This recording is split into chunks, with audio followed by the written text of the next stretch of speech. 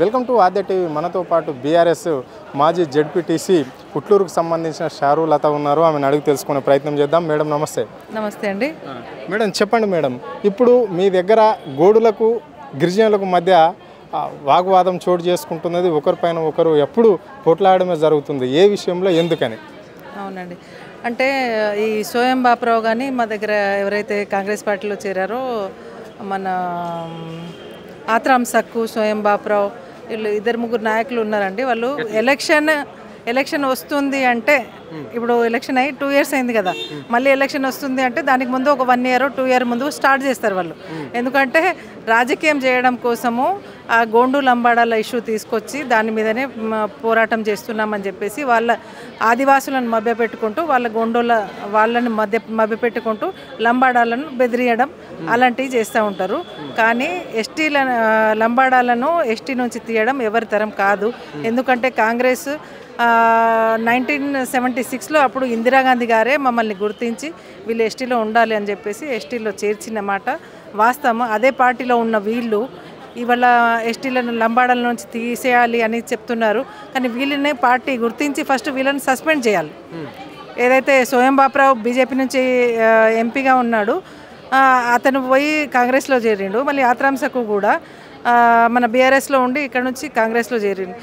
వీళ్ళను first suspend చేయాలి. ఎందుకంటే ఈ కులాల మధ్య చిచ్చు పెట్టడానికే మాత్రమే వీళ్ళు పనిచేస్తారు తప్ప, వాళ్ళ సొంత రాజకీయం కోసం పనిచేస్తారు తప్ప అందరి సామాజిక వర్గం కోసము అందరి కోసం పనిచేసే రాజకీయ నాయకులు కారు వీళ్ళు. అంటే ఇంకో విషయానికి వస్తే, ఇక్కడ కాంగ్రెస్ పార్టీ అధికారంలోకి రాగానే గిరిజనులకు, లంబాడీలకు, ఆదివాసులకు పోడు భూమి పట్టాలు ఇస్తాము అని చెప్పేసి ఇక్కడ చెప్పడం అంటే జరిగింది.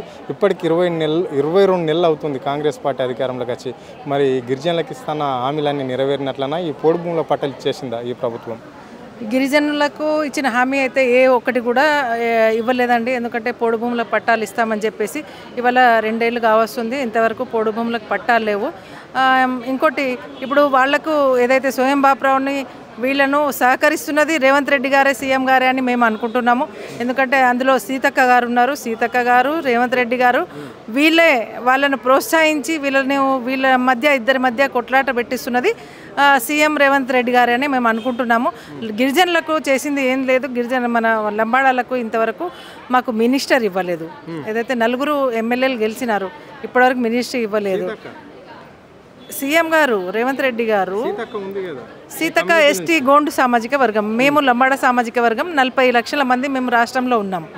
మా ఎస్టీ లంబాడాలు 4 గెలిచినారు. ఆ 4లో ఒక్కరికి కూడా ఎవరికి మినిస్ట్రీ పదవి ఇవ్వలేదు. మరి మాకేం న్యాయం చేస్తున్నట్టు మేము అనుకోవాలి చెప్పండి.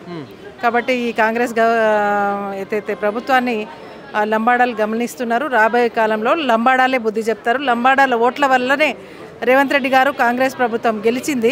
అదే లంబాడాల ఓట్లతోనే రేపు బీఆర్ఎస్ పార్టీ గెలుస్తుంది. మీరు పక్కా చూడండి. అంటే చివరిగా స్థానిక సంస్థల ఎన్నికలు ఏ విధంగా ఉండబోతున్నాయి? మరి కాంగ్రెస్ బీఆర్ఎస్ మధ్యలో పోటీ ఉంటుందా, లేకుంటే బీఆర్ఎస్ బీజేపీ మధ్యలో ఉంటుందా, కాంగ్రెస్ బీజేపీ మధ్యలో పోటీ ఉంటుందా? ఇప్పుడు బీఆర్ఎస్ మధ్య అంటే ప్రతి విలేజ్లలో పోతే ఎక్కడ చూసినా మేము బీఆర్ఎస్కి ఓటేస్తాం. మళ్ళీ మాకు కేసీఆర్ సారే కావాలి. కేసీఆర్ సార్ ఆధ్వర్యంలోనే మాకు బాగా జరిగింది, అన్ని వర్గాల వాళ్ళకు న్యాయం జరిగింది. కాబట్టి మాకు కేసీఆర్ సారే కావాలి, బాపు కావాలి అనే నినాదం మాత్రం ప్రతి విలేజ్లలో, పల్లెలలో వినబడుతుంది. కాబట్టి మాకు ఎవరు పోటీ రారు. మేము తప్పనిసరిగా రాబోయే ఎలక్షన్లో, స్థానిక ఎలక్షన్ కానీ, లోకల్ బాడీస్ కానీ ప్రతి దాంట్లో మేమే తప్పకుండా గెలుస్తామండి. ఇది ఆదివాసులకు, లంబాడీలకు మాత్రం ఇక్కడ రాష్ట్ర ప్రభుత్వం బీజేపీ ప్రభుత్వం, అక్కడ కేంద్రంలో బీజేపీ ప్రభుత్వం, ఇక్కడ రాష్ట్రంలోని రేవంత్ రెడ్డి అంటే ఆదివాసులను, లంబాడీలను వేరు చేసే ప్రయత్నం చేస్తున్నారు. అంటే అంటే కొట్లాటలు పెట్టే ప్రయత్నమే చేస్తున్నారు వీళ్ళు అని చెప్పేసి ఇక్కడ ఆమె ఆవేదన వ్యక్తం చేయడం అనేది అయితే జరిగింది. అంటే లంబాడీలను మాత్రం ఎస్టీ రిజర్వేషన్లకు వెళ్ళి తీసేస్తే ఊరుకునేది లేదు. కాంగ్రెస్ పార్టీ మమ్మల్ని అప్పట్లో గుర్తించి ఇందిరాగాంధీ ఎస్టీలో చేరుస్తే ఇప్పుడు రేవంత్ రెడ్డి మాత్రం దాన్ని తీసే ప్రయత్నం చేస్తున్నాడు. బీజేపీతో కుమ్మాకాయ అని చెప్పేసి ఇక్కడ ఆమె స్పష్టంగా చెప్పడం అనేది జరిగింది. అదే స్థానిక సంస్థల ఎన్నికల విషయంలోకి వస్తే మాత్రం కాంగ్రెస్ పార్టీకి కావచ్చు, బీజేపీ పార్టీకి కావచ్చు డిపాజిట్ రాని పరిస్థితిలో ఉంటుంది. అందరూ బీఆర్ఎస్ పార్టీని కోరుకుంటున్నారు గ్రామాలలో అని చెప్పేసి ఇక్కడ ఆమె ధీమా వ్యక్తం చేయడం అనేది జరిగింది. కెమెరా పర్సన్ రఘుతో, అరుణ్, ఆద్య టీవీ, హైదరాబాద్.